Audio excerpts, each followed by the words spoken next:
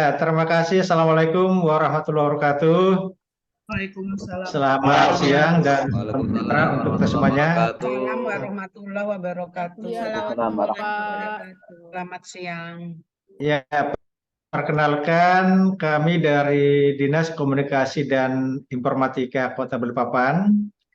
Saya Adamin Siregar selaku Kepala Dinas.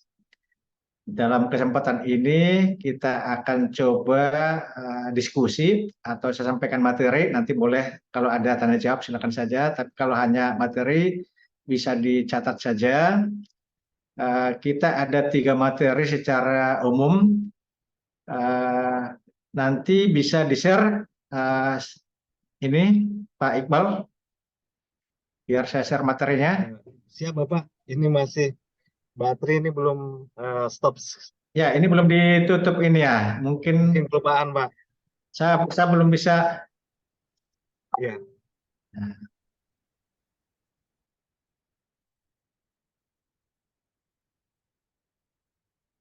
Nah, ini udah kelihatan ya? Sudah Pak.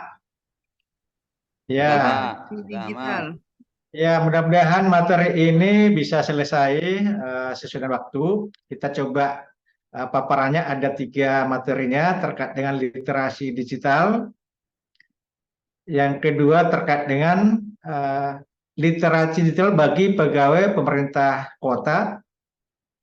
Dan nanti ada modus operandi phishing terkait dengan penipuan-penipuan apa yang harus dilakukan.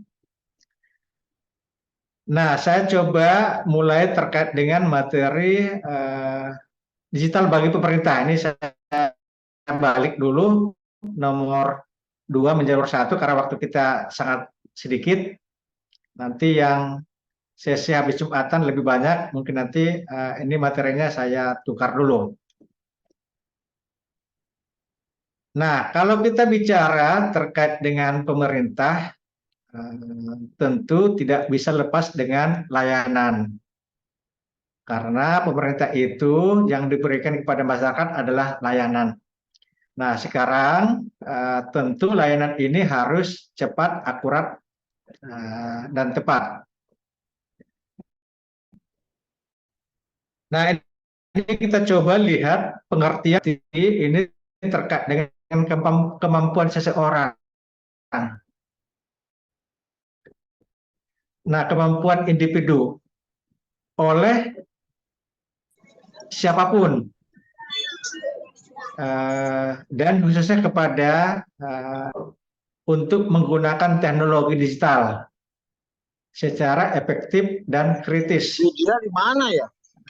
Yang tentang teknologi, tentu ada teknologi, ada penanganan informasi, ada kemampuan dalam mencari, mengevaluasi, menggunakan informasi secara bertanggung jawab. Nah, ini bertanggung jawab artinya pada saat kita mendapatkan atau men-share informasi di dunia maya atau di teknologi atau yang bentuknya digital, harus bisa kita pertanggungjawabkan. Walaupun sudah kita hapus, itu masih bisa diakses dengan menggunakan teknologi.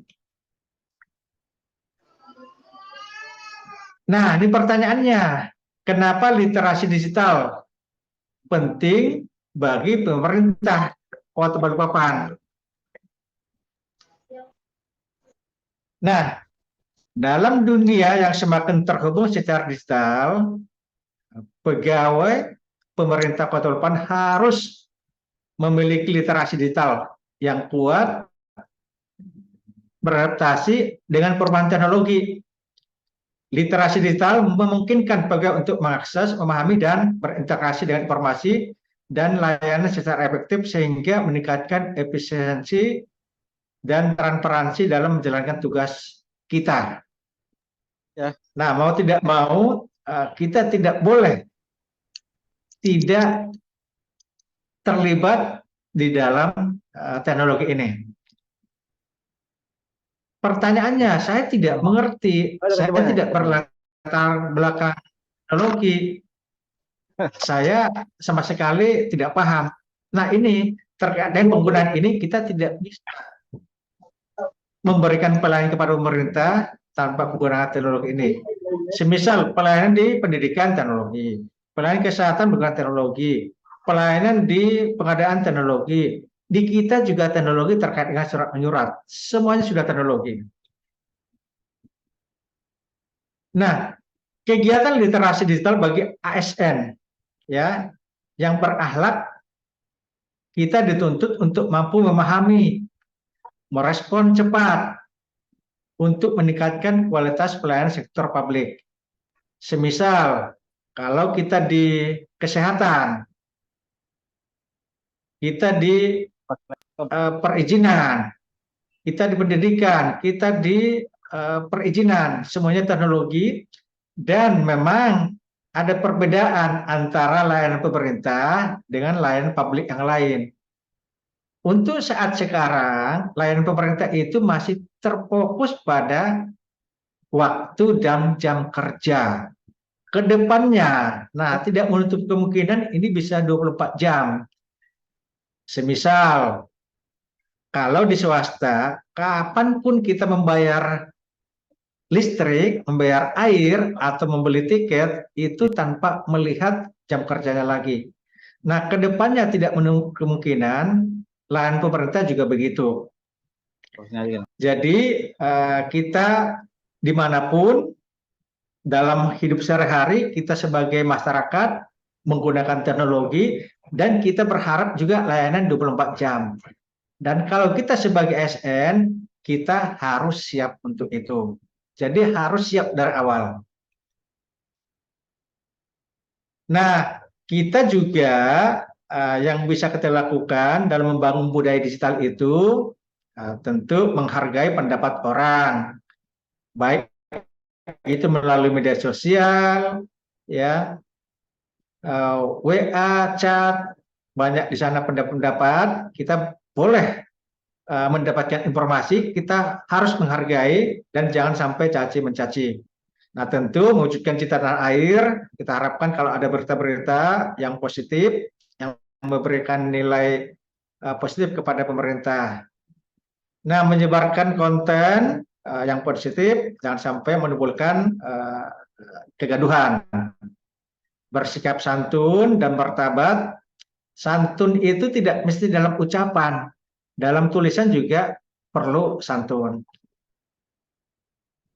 Baik sesama ASN, nah kadang-kadang ini juga perlu dalam berkomunikasi, baik itu secara lisan maupun teman sejajar maksudnya, atau kita dengan mitra kerja kita atau bawahan kita, atau kita dengan atasan kita.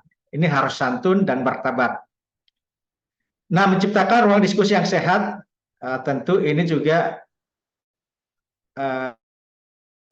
kalau kita ada rapat ini juga ada rapat. Nah, rapat virtual juga kita kadang-kadang lebih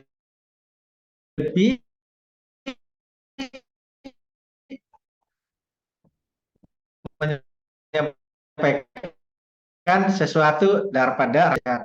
Nah, tentu juga memperkuat harmoni dan kebersamaan. Kita tidak bisa memaksakan rapat itu atau diskusi itu harus tatap muka. Selalu bisa dilakukan kebersamaan menggunakan teknologi. Nah, ini kadang-kadang juga terkait dengan tuntutan pekerjaan, tidak mesti di jam kerja kita berdiskusi dengan mitra kita atau teman kerja kita. Bisa saja di hari libur atau di luar hari kerja.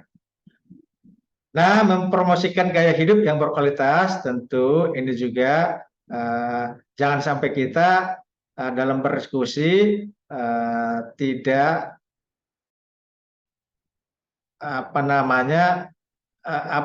walaupun di rumah kalau sudah ada tatap muka tetap ya berpenampilan yang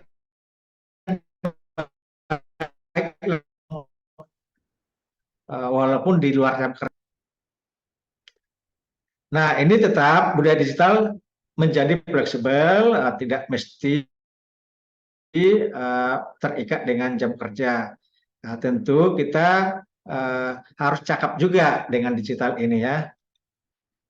Nah, tentu tidak hanya pengetahuan umum yang harus kita lakukan atau kita miliki, terkait dengan keterampilan di bidang ini juga harus kita coba tingkatkan. Pemahaman teknologi perlu untuk menguasai dasar-dasar teknologi seperti pengoperasian perangkat elektronik. Saya yakin dengan pegawai sekarang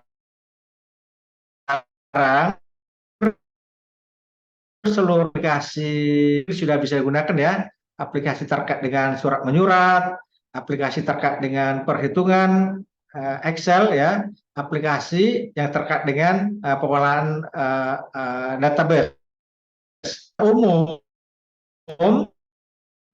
ada, aplikasi pegawaian ada, kesehatan ada, pendidikan ada, perencanaan ada, surat menyurat ada. Nah, ini secara umum siapapun bisa menggunakan ini. Yang kedua terkait dengan pengetahuan tentang keamanan digital. Nah, ini yang perlu juga kadang-kadang kita terapkan. Kita kadang-kadang terlalu abai dengan keamanan. Kadang-kadang kita sudah menggunakan user dan password, tetapi passwordnya kadang-kadang. Nah, ini juga sangat sensitif untuk retas atau dijebol oleh orang. Jadi terkait dengan penggunaan teknologi yang keamanannya ini harus betul-betul dari teknologinya sendiri dan infrastrukturnya. Dari teknologinya itu kemungkinan kalau aplikasinya tidak dijebol orang. Dari jaringannya itu tidak dihack orang atau tidak tapi terkadang atau bahkan kita meninggalkan komputer itu dalam keadaan terbuka, siapapun bisa melihat atau membuka. Yang ketiga, kemampuan dalam menganalisa dan mengevaluasi informasi. Jadi kalau ada informasi, jangan selalu kita 100% percaya. Dan kita harus kritis, ini benar apa tidak? Ini perlu nggak saya share atau seperti apa? Nah, harus kita perlu mengvalidasi terkait dengan kebenaran dan jangan sampai kita juga bagian daripada penyebar hoax. Karena ada berita seolah-olah itu beritanya benar, kita tidak validasi, akhirnya kita share juga. Tentu kita juga bagian daripada yang menyebarkan berita hoax tadi. Harus divalidasi. Nah, begitu juga jadi di kehidupan sehari-hari dengan kehidupan kita di pekerjaan itu sama. Kadang-kadang ini juga menjadi catatan kita juga. Ada informasi si A begini, ini WA-nya, ini chat-nya, ini di media sosialnya. Nah, tidak kita validasi, kita berasumsi itu benar. Akhirnya kita kadang-kadang dengan tetangga atau dengan teman kita kerja saling curiga dengan berita-berita validasi. Tentu ini juga kan komunikasi tetap muka, bercandra, ngobrol, tentu ini juga ngobrol yang terkait dengan mendekatkan kita dengan teman-teman kita. Ini sama, baik itu media sosial, channelnya itu, jadi diusahakan kita betul-betul tanda petik harimau kamu adalah mulutmu adalah harimau kamu. Nah, ini juga sama, jari kamu harimau yang lain. Nah, tentu ini ada tantangan dalam pengembangan literasi digital. Nah, kemampuan kita terkait dengan ini tidak sama, apalagi kadang-kadang kalau sudah berumur di atas 40-an atau 50-an, dengan pegawai yang lain yang umurnya mungkin masih generasi yang sekarang. Tentu walaupun begitu kita harus meningkatkan literasi kita. Yang kedua, ini juga terkait dengan kesenjangan akses. Bisa saja di kitanya perangkatnya atau alatnya tidak ada, atau jaringan tidak ada.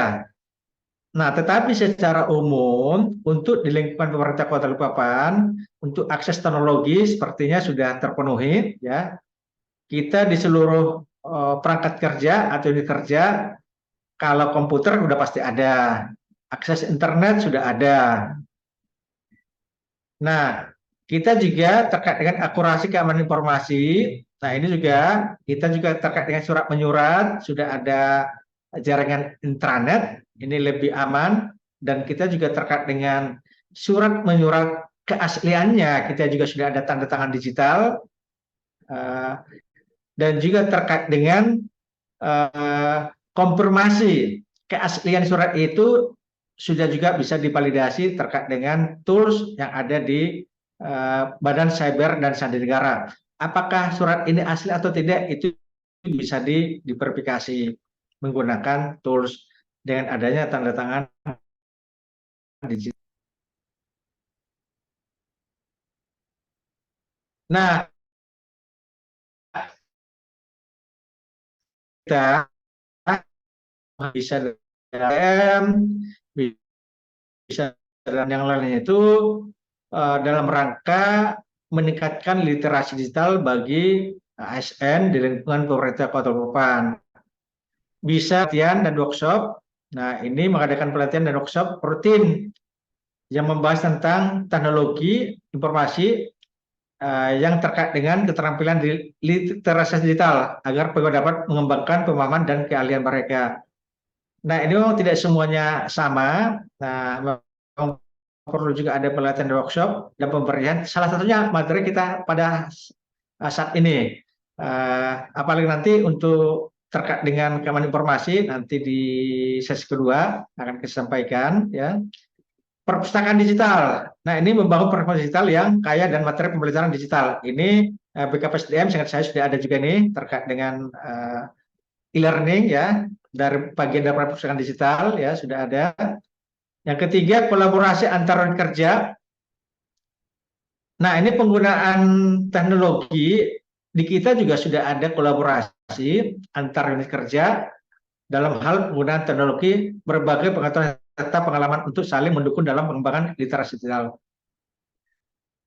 Meningkatkan akses ke teknologi. Nah, ini sudah kalau masih ada OPD yang belum atau jaringannya belum maksimal, bisa kita tingkatkan melalui Diskominfo, atau nanti kalau perangkatnya belum mencukupi bisa dilengkapi atau direncanakan pengadaannya di masing-masing OPD, khususnya yang terkait dengan mendukung pekerja di OPD kita bekerja. Nah, tentu literasi digital ini ada manfaat yang kita dapatkan dan dirasakan oleh kita dan masyarakat tentunya.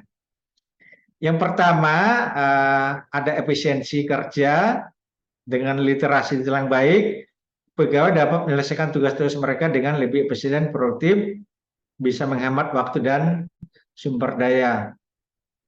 Nah, walaupun ada tanda petik saja ya, dengan adanya teknologi akan mengurangi pegawai, tidak juga akan meningkatkan kinerja sebenarnya. Ya, semestinya layanannya kalau kita ketik bisa, kalau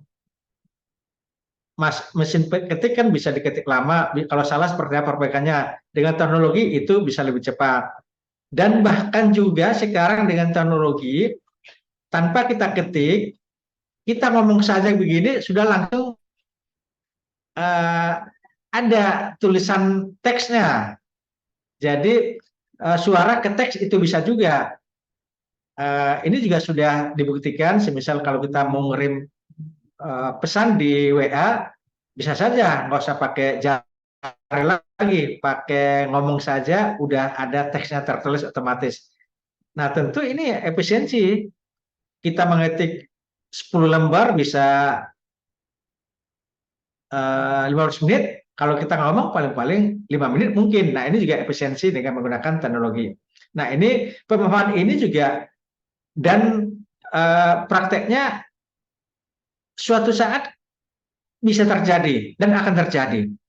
Nah, peningkatan kualitas layanan tentu ini juga sama, efisiensi layanan kita bisa lebih cepat, bisa dipertanggungjawabkan, pencarian arsip kalau ada dokumen-dokumen arsip yang harus kita cari dokumen setahun yang lalu itu bisa lebih cepat. Tentu layanan ini juga akan memberikan layanan yang lebih cepat. Kemampuan adaptasi tentu dengan adanya literasi digital ini kita bisa beradaptasi dengan keinginan masyarakat yang mengharapkan layanan yang lebih cepat dengan penggunaan teknologi tanpa bertatap muka. Kalau peluang karir tentu ini juga secara umum saja dengan teknologi tentu karir tidak hanya menjadi ASN dimanapun teknologi ini menjadi salah satu bukan tool sebenarnya teknologi ini sudah bagian daripada untuk mensupport kegiatan-kegiatan dimanapun kita berada. Kita lanjut ya. Nah, pemerintah Kota Balikpapan telah melakukan berbagai upaya untuk mengimplementasikan berbagai teknologi ini. Dan sekarang disebutkan dengan penerapan sistem pemerintahan berbasis elektronik atau SPBE. Ini dasarnya, ini peraturan Presiden nomor 98 tahun 2018 yang dimulai tahun 2011 ya untuk di Balikpapan. Walaupun sebelumnya sudah ada terkait dengan Impres e-Government, elektronik e-Government, tapi sekarang sebutannya SPBE. Dan tentu memberikan manfaat kepada masyarakat antara lain pelayanan publik yang lebih cepat dan mudah. Dengan digitalisasi, masyarakat dapat mengakses berbagai layanan pemerintah secara online. Hal ini tentu membuat layanan publik menjadi lebih cepat dan mudah. Nah, begitu juga informasi pemerintah yang lebih transparan. Dengan digitalisasi, informasi pemerintah menjadi lebih mudah diakses oleh masyarakat. Hal ini meningkatkan transparansi dan akuntabilitas pemerintah.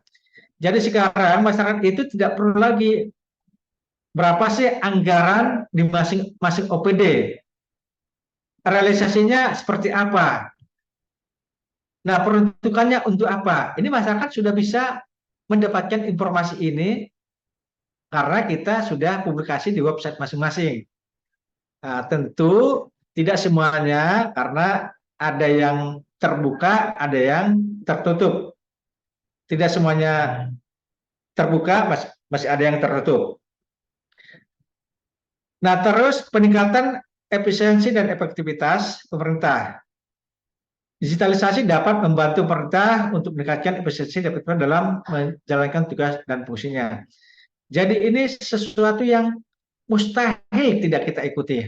Mustahil kita tidak mengerti. Mustahil kita tidak paham terkait dengan digitalisasi. Tentu kita sebagai ASN harus bisa paham, mengerti, dan cakap menggunakan digital. Nah, untuk sementara kesimpulannya, tentu literasi digital adalah kunci untuk meningkatkan efisiensi, transparansi, dan kualitas layanan dalam pemerintah Kota Balikpapan khususnya. Untuk mendorong pengembangan literasi digital, perlu ada pelatihan-pelatihan untuk pegawai, ada kolaborasi, tentu ada juga infrastruktur teknologi yang memadai dalam rangka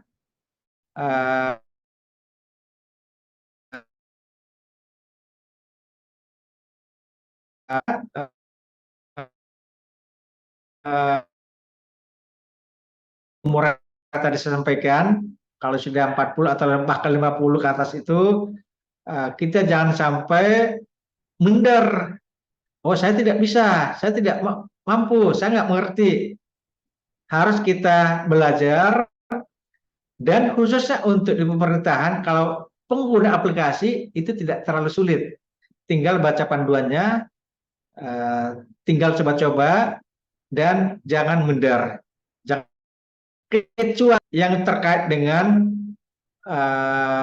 pembuatan aplikasi, mungkin itu tugasnya beda ya.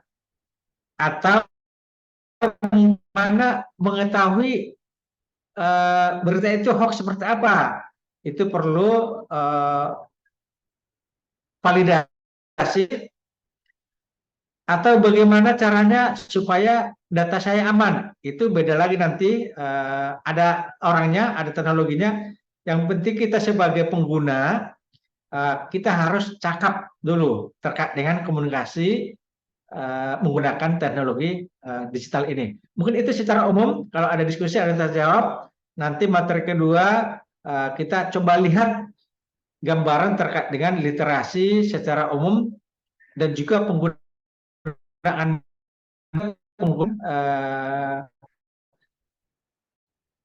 kejadian-kejadian pencurian data yang ada selama ini dan apa yang harus dilakukan. Mungkin itu dulu.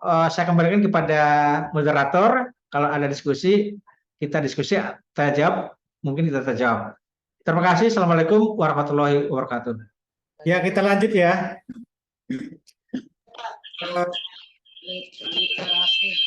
Monggo Bapak. Yang lainnya mungkin Siap, lanjut dulu Pak. ya. Lanjut Pak.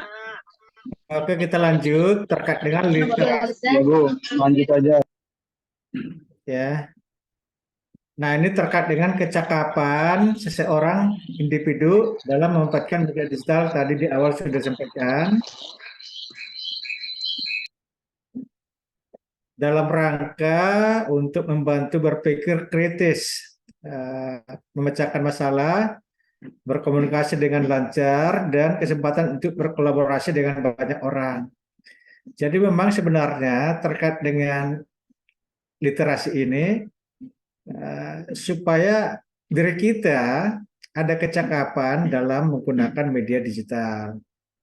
Tentu kecakapan ini bisa kecakapan dari sisi teknis, penggunaan, bisa kecakapan dalam berkomunikasi dan komunikasi dengan banyak orang. Nah, kalau kita lihat secara umum, kerangka digital Indonesia ini ada proteksi, melindungi data pribadi, keamanan daring, dan privasi. Jadi,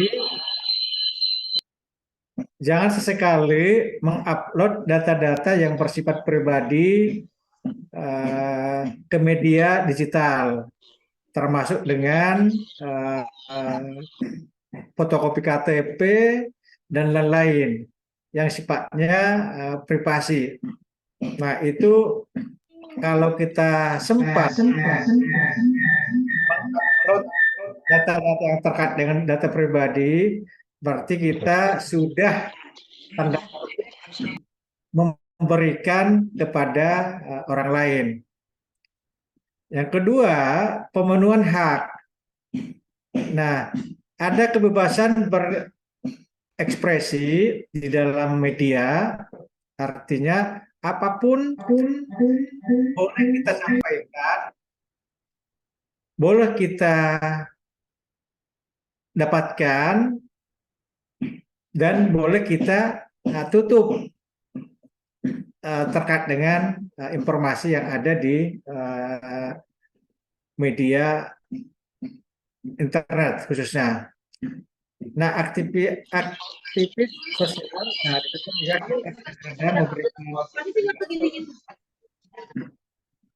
memberikan literasi atau pengetahuan yang sifatnya bisa saja sosial, dalam rangka memberikan pencerahan kepada orang lain. Yang ketiga, pemberdayaan.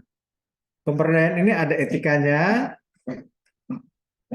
ada jurnalisme warga, dalam artian ada berita-berita yang bisa kita liput terkait dengan kegiatan warga, tetapi ini juga ada syarat-syarat yang harus kita penuhi. Walaupun berita itu benar, tapi kalau mengandung kekerasan, itu juga jangan ditampilkan foto atau video yang ada unsur kekerasannya, atau yang ada unsur yang tidak layak dilihat, semisal ada tabrakan. Nah, itu kan walaupun tabrakannya benar, beritanya benar, tapi kita juga jangan sampai mengupload foto-foto hasil tabrakannya itu. Nah, kewirausahaan di sana juga ada usaha-usaha yang bisa meningkatkan perekonomian kita. Jadi memang bisa diperdayakan.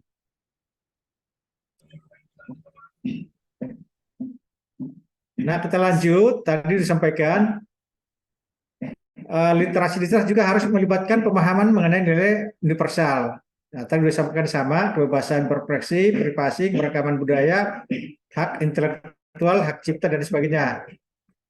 Nah, ini juga semisal kalau kita membuat suatu makalah atau taruhlah ada laporan yang kita kutip, harus mencantumkan itu sumbernya dari mana. Karena jangan sampai nanti kalau kita tidak sebutkan sumbernya, itu menjadi melanggar hak cipta, kita bisa dituntut.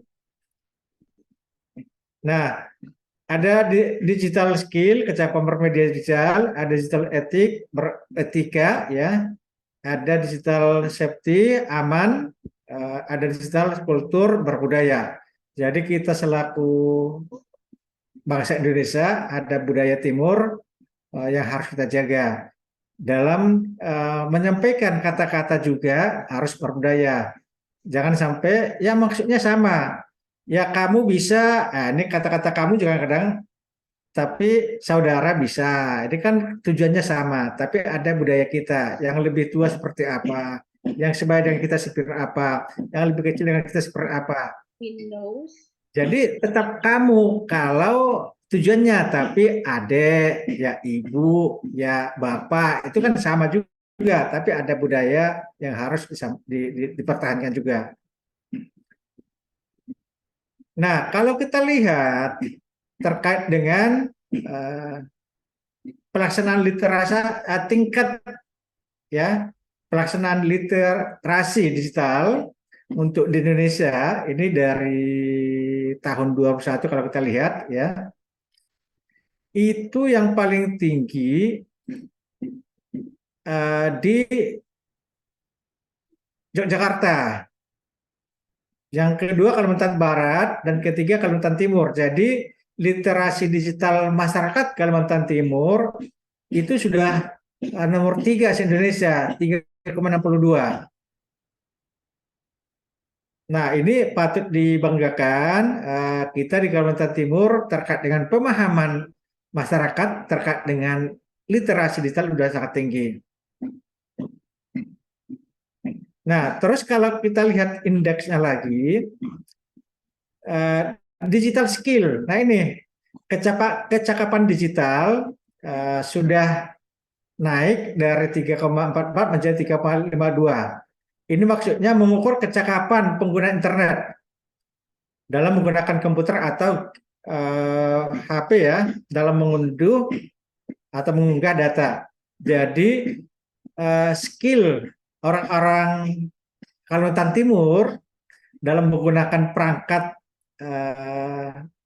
digital ini sudah tinggi.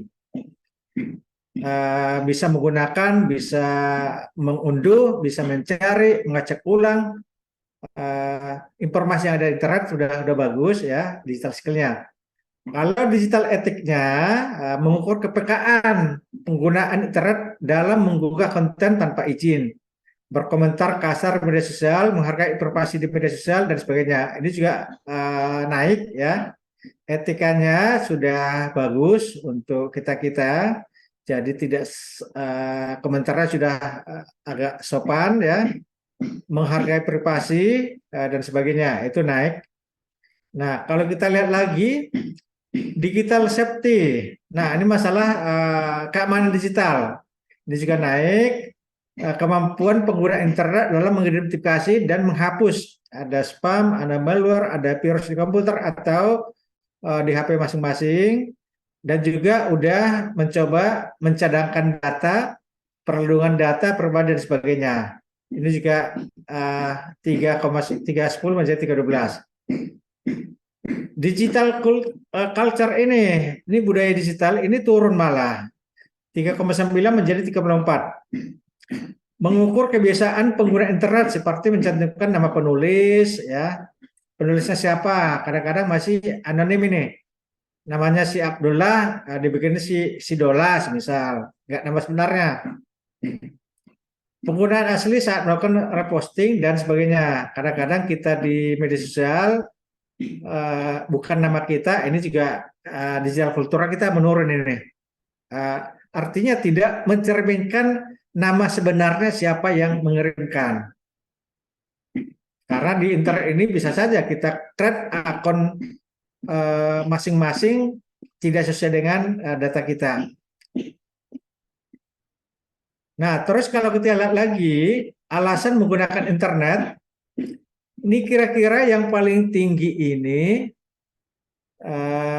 untuk mengakses media sosial, ada Facebook, ada Telegram, ada WA, ada Twitter, ada Line, ada YouTube, ada yang lain ya.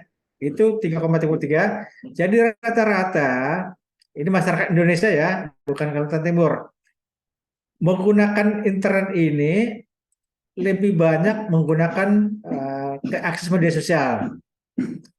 Untuk mencari informasi hanya 3,15, untuk pekerjaan 3,11, untuk mengakselerasi 3,5, transaksi online 2,9, menggunakan email 2,9 juga, mengakses game 2,9, keuangan 2,8, dan transportasi online 2,8. Jadi masih banyak media sosial. Kita lihat lagi ya, perilaku penggunaan internet. Rata-rata menggunakannya dari handphone ya atau tablet itu 99,5%, hampir 100% pengguna internet itu mengaksesnya dengan handphone. Rata-rata menggunakan internet itu 1 sampai 5 jam itu yang paling banyak. Jadi kita masyarakat Indonesia ini sudah banyak juga kehidupan sehari-hari kita berhubungan langsung dengan internet. Nah, koneksinya menggunakan paket data paling banyak mobile ya. Habis itu menggunakan WiFi di rumah, mungkin rata-rata kita juga ada berlangganan internet. Dan saya juga yakin rata-rata semua yang punya HP itu ada paket datanya. Kita lanjut juga. Nah, terus kalau kita lihat terkait dengan keamanan atau kasus kerentanan keamanan yang dialami.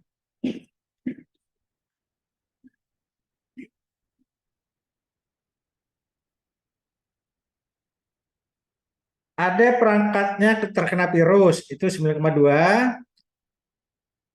Anda tidak dapat mengakses akun Anda di aplikasi tertentu, itu 5,5. Ada penipuan online, itu tinggi juga, 10,3. Pencurian data pribadi atau dihack atau phishing 7,9 hampir 8. Atau tidak tahu atau tidak pernah. Tapi dari data ini sangat riskan kalau sampai kita HP kita atau komputer kita kena virus atau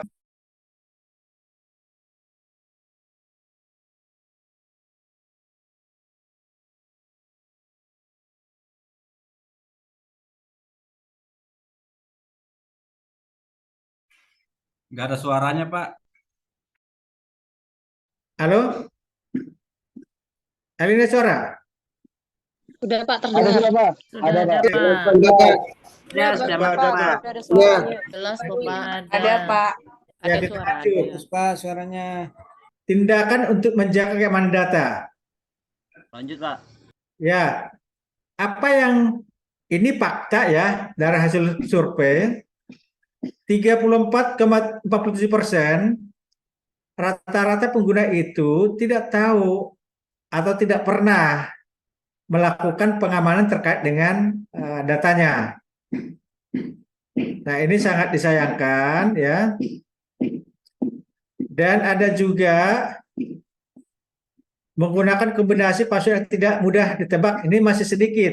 Biasanya 1, 2, 3, 4 atau tanggal lahir atau nama anak atau nama pacar atau nama siapa itu masih mudah ditebak.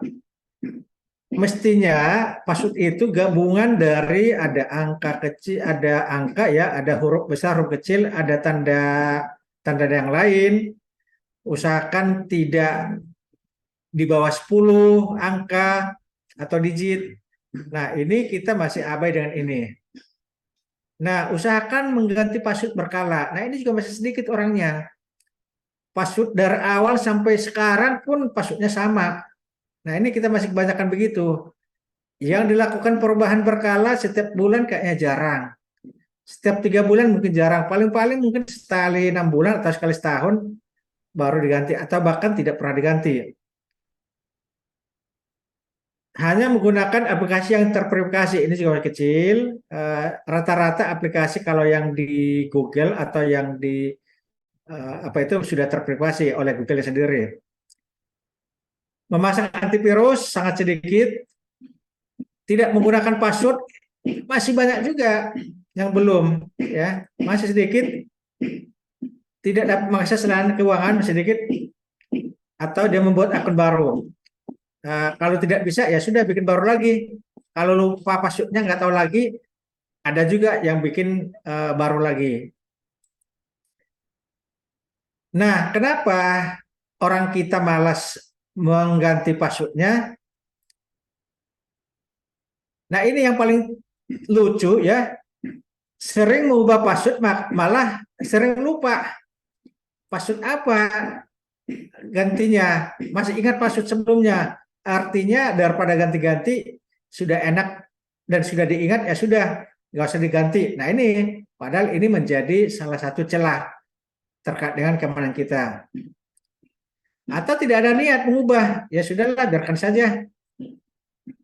Atau tidak penting mengubah password, ya nggak usah penting karena apapun datanya nggak masalah kok kalau dicuri orang. Masih ada juga begitu. Yang lain tidak tahu. Kita lanjut. Nah, ini media sosial yang paling banyak. Kalau kita lihat ini YouTube ya. Baru Facebook, IG, TikTok, WhatsApp, ada Twitter, ada Snack Video, ada Link, ada Google ya. Nah, yang paling banyak memang kita di Indonesia ini paling banyak menggunakan YouTube. Mungkin semua yang ikut di Zoom ini saya lihat 400-an ya. Mungkin hampir 100% sudah pernah membuka YouTube dan Facebook. Kalau IG mungkin juga mungkin ya, WhatsApp juga mungkin, tapi yang paling banyak YouTube. Waktu dihabiskan di bawah 1 jam ada 12%.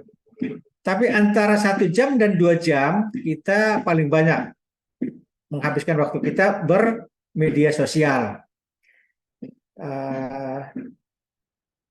Kalau positif mungkin nggak ada masalah, tapi negatif, nah ini membuat berita-berita yang tidak benar atau hoax. Waktu kita sudah habis, malah bertanya berita hoax. Nah ini 2 kali rugi, ya waktu habis dan kita menyebarkan berita hoax. Media chat yang paling banyak ini WA untuk chat ya, ini WA ya. Baru Facebook Messenger, Telegram dan IG ini paling banyak. Mungkin nanti memang berarah kepada TikTok, ini juga agak naik sedikit TikTok. Mungkin ini bisa nanti berubah ya.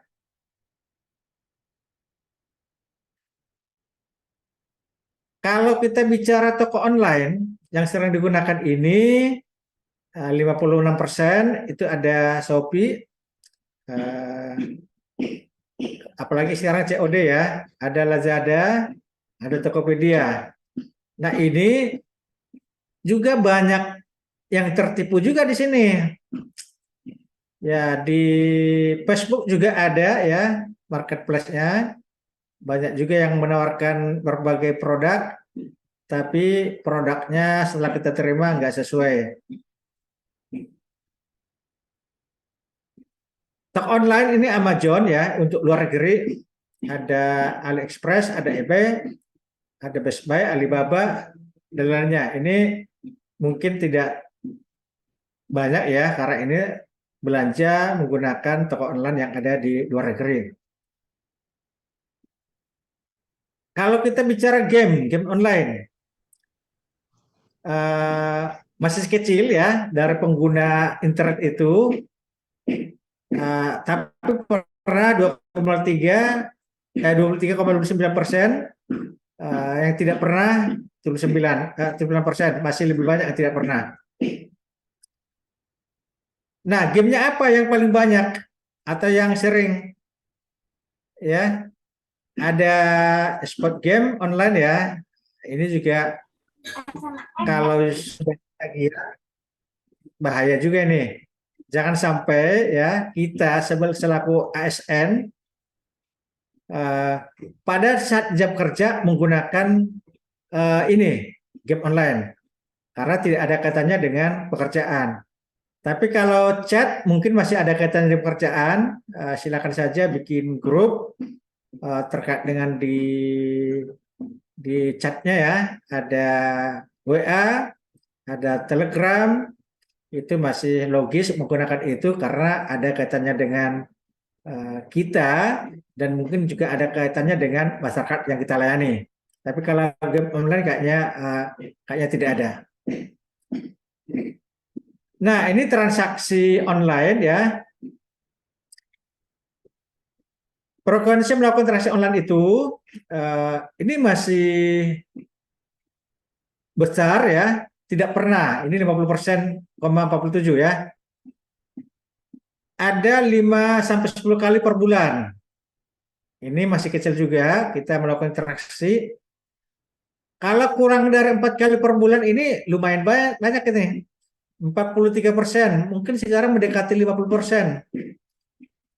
Apalagi ada TikTok ya, Shop juga walaupun sudah ditutup sementara.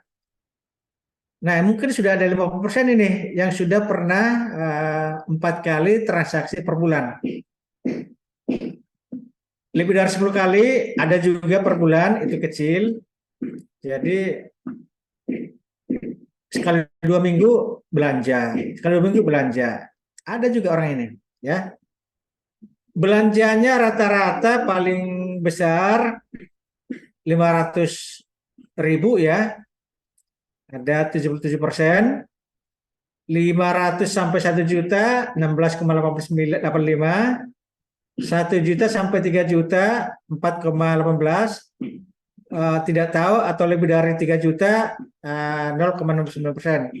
Jadi belanja kita melalui internet secara umum sudah dilakukan oleh masyarakat kita, tetapi belum semua, masih banyak yang belum. Tapi secara umum sudah tahu, yang belanja belum banyak. Ini manfaat media sosial, tentu komunikasi dan koneksi kita lebih cepat ya. Jaringan sosial bisa group, bisa di rumah, keluarga, tetangga, teman kerja, alumni, dan lain-lain, itu menjadi jaringan sosial.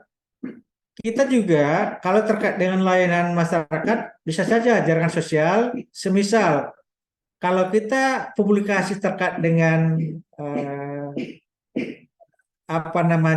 informasi yang harus kita sampaikan ke masyarakat, menggunakan jaringan media sosial ini sangat bagus. Artinya 1 kali kirim sudah bisa sampai kepada sekian banyak orang.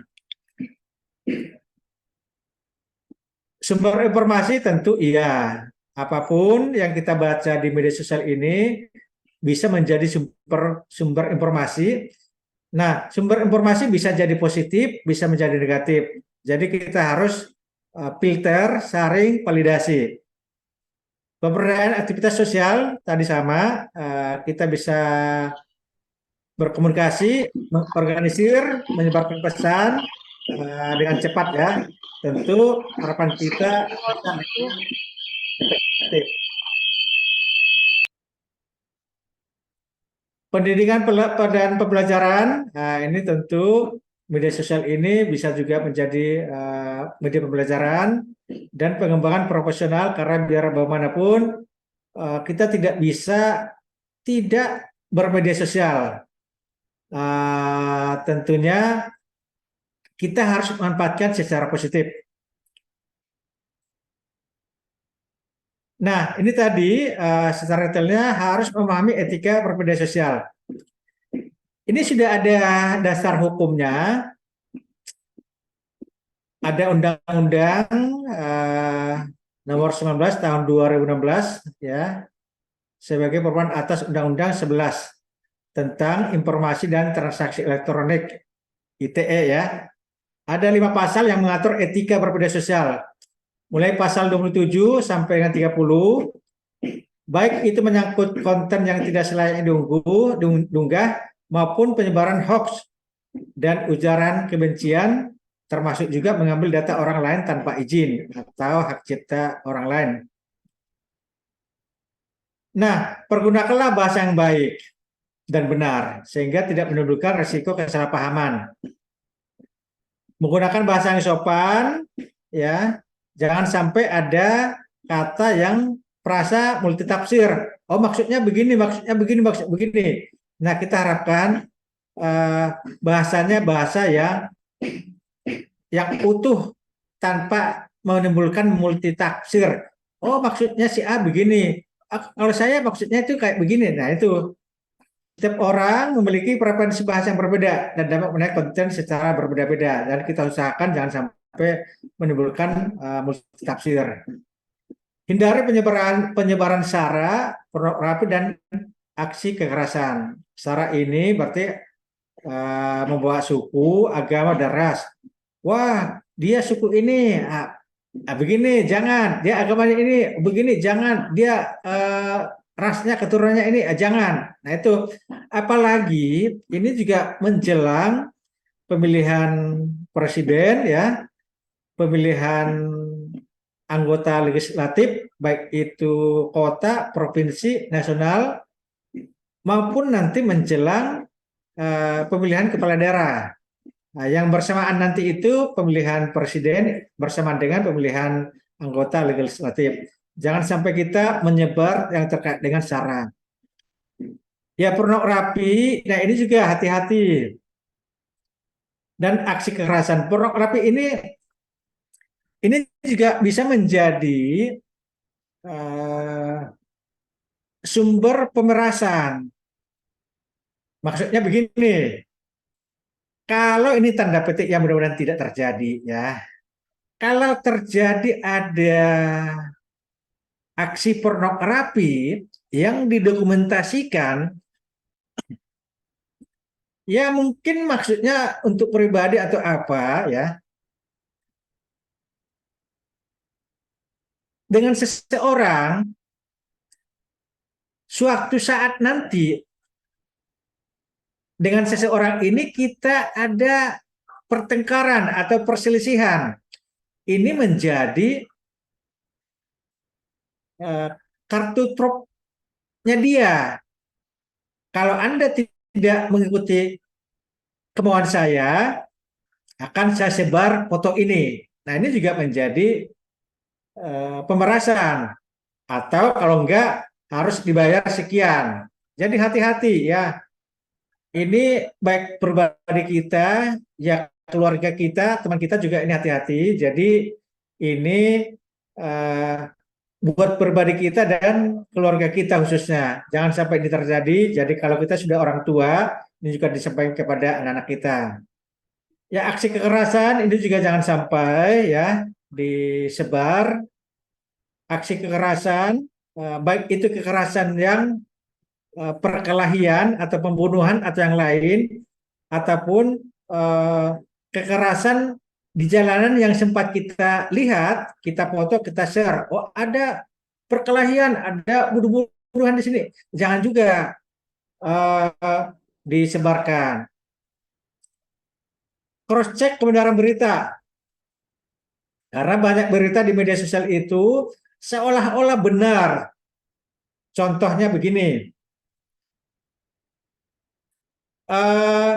Ditemukan obat untuk mencegah kolesterol. Beritanya bagus, meyakinkan. Ramuannya A, B, C dicampur dengan ini. Dengan hasil penelitian. Akhirnya kita share-lah kepada keluarga kita yang mengalami kolesterol atau stroke tadi ya. Nah, tahu-taunya itu beritanya hoax, berita nggak benar. Itu bisa menjadi sumber malapetaka, baik kepada orang lain maupun kepada kita. Jadi betul-betul dilakukan cross check. Atau kalau kita kaitkan dengan pekerjaan kita, oh di sana, di OP di sana, ini sudah gajian dan ada tunjangannya sekian. Kok kita nggak ada tunjangan? Nah, sudah ada slip penerimaannya begini. Akhirnya di-share, ribut. Kok kita nggak dapat tunjangan? Kok di sana dapat tunjangan? Nah, ini harus di cross check. Karena gambar, informasi bisa saja direkayasa seolah-olah itu benar. Jadi harus betul-betul di cross check ya. Nah, menghargai hasil karya orang lain. Nah, itu tadi disampaikan jangan sampai menciplak tanpa menyebut sumber berita ya. Yang kelima, jangan terlalu mengumbar informasi pribadi. Ya, itu tadi, apalagi kita pendidikannya ini, sekolahnya ini, kelasnya ini, perjalanannya selama ini di sini. Nah, ini juga menjadi kadang-kadang ya kita tidak menyadari kita membuka atau memberikan akses perjalanan pribadi kita bisa dilihat orang. Oh, tanggal sekian si A ke sana, si B dia ke tempat B, dia ke tempat C. Akhirnya orang bisa melihat pergerakan kita. Ini seolah-olah kadang-kadang kita juga mau tanda petik ya, mohon maaf, mungkin mau pamer. Oh, ini si A ke sini, si B ke. Nah, ini seolah-olah kita mau pamer, tapi itu juga menjadi bahaya. Kalau ada yang tidak senang dengan kita, dia bisa, oh si A ke sini, si B ke sini. Nah, jangan sampai itu dipublikasikan terkait dengan informasi yang sifatnya pribadi atau kegiatan yang sifatnya pribadi. Ya, ya nomor telepon, alamat rumah. Kadang-kadang kita memberikan nomor telepon, besok-besok kita ditelepon orang. Menawarkan asuransi lah, menawarkan produk lah, dan lain. Atau bahkan kita dikirimin ke rumah kita. Nah, ini juga salah kita juga sebenarnya. Oh, kenapa saya mendapatkan WA? Kenapa saya ditelepon? Dari mana dia dapat HP saya? Nah, ini ya, ya pengguna sosial dapat terjerat pelanggaran Undang-Undang ITE. Nah, ini ada hukumannya ya.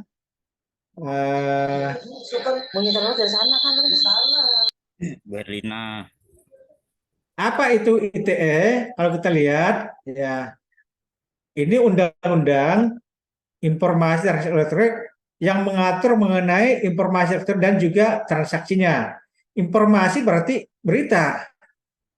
Berita itu bisa berita lisan, bisa berita tulisan, bisa berupa gambar, bisa berupa video, ya. Kalau transaksi elektronik itu bisa melakukan pembayaran, ya pengiriman barang ada di sana transaksi menggunakan perbankan, ya, atau transaksi menggunakan ada semacam non tunai, diatur di undang-undang ini, ya. Tentu dengan menggunakan jaringan komputer dan perangkat komputer ya.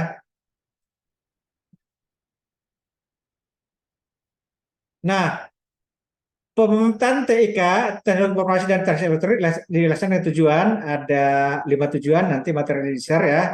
Tentu kita harapkan mencerdaskan kehidupan bangsa, mengembangkan perdagangan perekonomian, meningkatkan efisiensi, efektivitas layanan ya, membuka kesempatan lapangan kerja, memberikan rasa aman, keadilan, dan kepastian hukum. Nah, tentu harapannya ini yang kita dapatkan terkait dengan penggunaan transaksi elektronik ini. Apa saja perbuatan dilarang? Banyak. Ini tadi pasalnya. Pasal 27, melanggar kesusilaan, pornografi tadi, perjudian, penghinaan, dan atau pencemaran nama baik, pemerasan, atau pencemaran ya yang lain. Terus berita bohong atau hoax yang menyesatkan, sara ya, ancaman kekerasan atau menakut-nakuti, tadi udah sampaikan ada dokumen pornografi, kita diancam, kita takuti dan lain ya. Ini bisa dipidana paling lama 6 tahun atau denda paling banyak 1 miliar, atau juga pidana penjara paling lama 4 tahun dan atau denda paling lama 750 juta rupiah. Banyak banget. Nah, menyebarkan video asusila. Tadi sudah saya sampaikan contohnya, kita juga dilarang, bisa dihukum penjara 5 tahun atau bisa denda 1 miliar. Judi online kita juga dilarang 6 tahun atau denda 1 miliar. Pencemaran nama baik itu juga dilarang 4 tahun 750 juta rupiah. Pengancaman pemerasan 6 tahun 1 miliar. Ujaran kebencian yang ada sarannya itu ini juga tidak boleh. Ini 6 tahun ya 1 miliar yang terkait dengan sara. Ada teror online ya, ini dipidana juga 4 tahun 750 juta. Nah, ini meretas akun media sosial online nggak boleh juga. Kita meretas atau kita hack atau kita kuasai media sosial orang lain. Ini 8 tahun 2 miliar. Jangan sampai ada ilmu kita bisa meretas atau menghack media orang lain. Ini juga nggak boleh. Didenda 8 tahun 2 miliar. Menyebar berita bohong atau hoax 6 tahun 1 miliar. Nah, kasus-kasus yang melibatkan remaja ini sudah banyak kasusnya ya. Ini contoh-contoh kasusnya. Jangan sampai kita bagian daripada kasus ini ya. Apa yang harus kita lakukan untuk kita tidak melanggar undang-undang ITE ini? Tentu kita tadi ketika emosi jauhi sosial media ya. Kadang-kadang ada emosi kita dengan keluarga bisa saja, atau kita dengan teman kantor bisa saja. Pada saat kita emosi, kita malah bermedia sosial. Bisa saja pengaruh emosi tadi terbawa dengan kata-kata yang tidak baik di media sosial. Akhirnya kita menyampaikan kata-kata ujaran kebencian. Nah, ini jangan sampai. Hindari bicara yang berkaitan dengan sara, hindari kata-kata kasar, hindari pornografi. Karena dunia maya sama dengan dunia nyata ya. Bahkan kalau di dunia maya, kadang-kadang kalau tidak ada saksi yang melihat, masih bisa kita berkelit. Di dunia nyata ya, dunia nyata. Kalau dunia maya, ada rekamannya, nggak bisa kita menghindar. Walaupun sudah dihapus, semisal kita WA seseorang dengan kata-kata kasar, atau kita mengirim pornografi, ya kita hapus. Nah, jangan ini ya, jangan ada asumsi setelah dihapus itu hilang. Itu masih bisa dimunculkan lagi dengan teknologi. Apalagi ada namanya audit forensik. HP kita aja yang sudah diformat masih bisa dikembalikan dengan teknologi tertentu. Jadi jangan anggap data yang sudah kita hapus itu sudah aman, tidak bisa dilihat. Update semua hal yang berkaitan dengan undang-undang. Ya, baca-baca undang-undangnya, apa yang boleh, apa yang tidak boleh. Jangan hanya cari perhatian dengan judul-judul yang terlalu provokatif ya. Oh, judulnya bagus, tapi isinya kadang-kadang nggak benar juga. Jangan hanya mengkritik, tapi berikan solusi. Jangan segan minta maaf kalau kita sudah ada melakukan hal yang tidak benar, ada yang melakukan kesalahan, minta maaf. Itu lebih baik daripada kita membantah kalau kita sudah salah. Ya. Prinsip dasarnya bermedia sosial ya kebenaran ya. Benar yang kita sampaikan, bermanfaat. Nah ini dua-duanya, benar bermanfaat. Walaupun benar tapi tidak bermanfaat jangan. Ya itu tadi, benar ada kecelakaan, ada fotonya, sampai mohon maaf kepalanya macam-macam, ya benar juga tapi nggak bermanfaat. Ya resmi ya legal, ada pengumuman terkait dengan penerimaan CPNS misal. Ya benar, bermanfaat, resmi, ada pengumumannya itu dari lembaga yang mengeluarkan. Hal-hal yang perlu dan nggak perlu, dan membagikan hal-hal yang baik. Tentu setelah dilakukan verifikasi baik kepada orang yang kita share.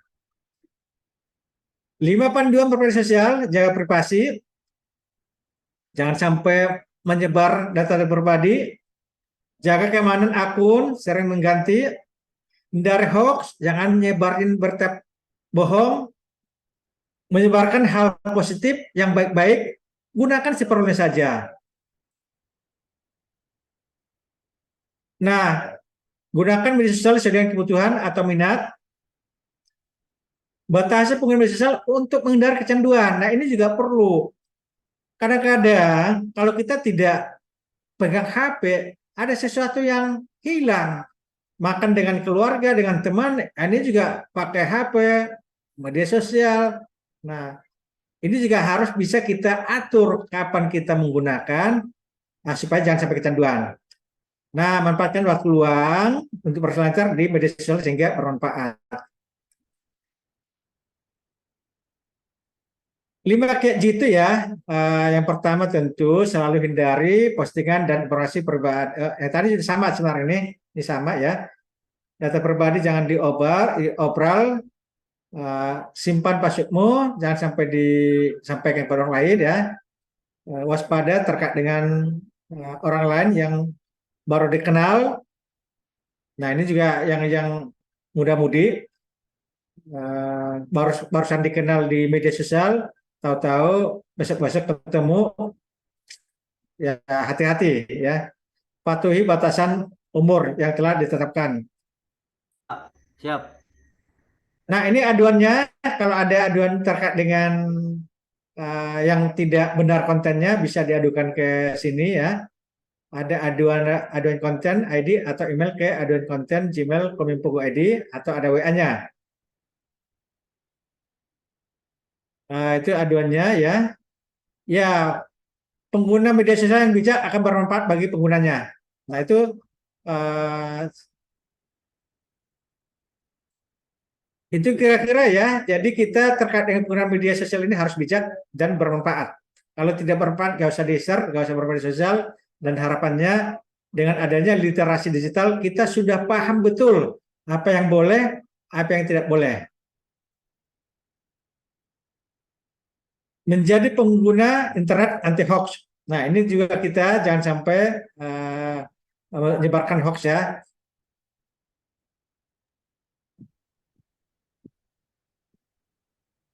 Tadi sudah sampaikan ini aduan konten ya. Nah, kita juga di pemerintah Kota Balikpapan melakukan monitoring terkait media online kita bisa mendapatkan informasi terkait dengan penilaian masyarakat terkait dengan pemerintah.